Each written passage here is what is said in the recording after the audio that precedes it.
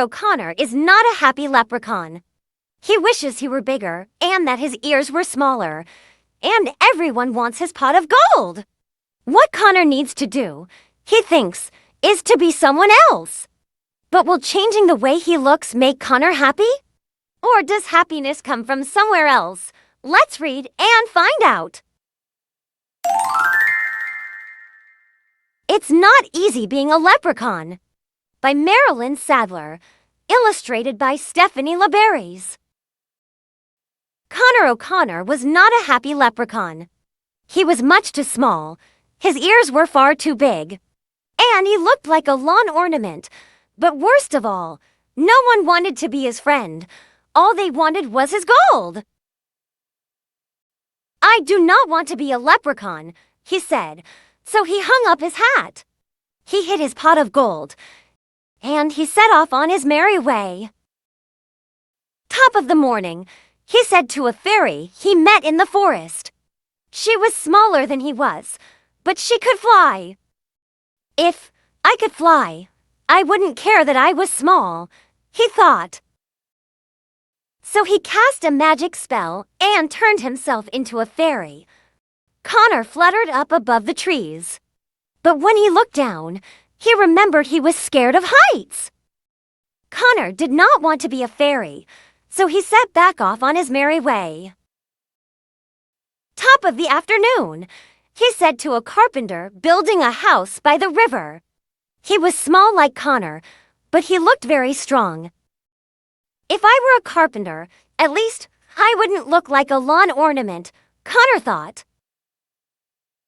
So he cast a magic spell and turned himself into a carpenter. But building a home by the river was exhausting. Connor did not want to be a carpenter, so he set back off on his merry way. "Top of the evening to you," he said to a king he met along the road. "If I were a king," he thought, "I would live in a castle, and no one could steal my gold." So he cast a magic spell and turned himself into a king. But living in a big castle was very lonely. Connor did not want to be a king. He was about to go on his merry way, when he spotted a princess by herself in the garden. She looked as lonely as Connor felt. "Are you okay?" he asked. "No," said the princess. "I am very sad. I live in a castle, and I have many beautiful things, but the one thing I want and do not have is a friend. Will you be my friend?" Connor was so surprised his crown almost fell off his head. "I would love to be your friend," said Connor, "but I don't know how to turn myself into a friend." "It's the easiest thing you will ever do," said the princess. "You just have to be yourself."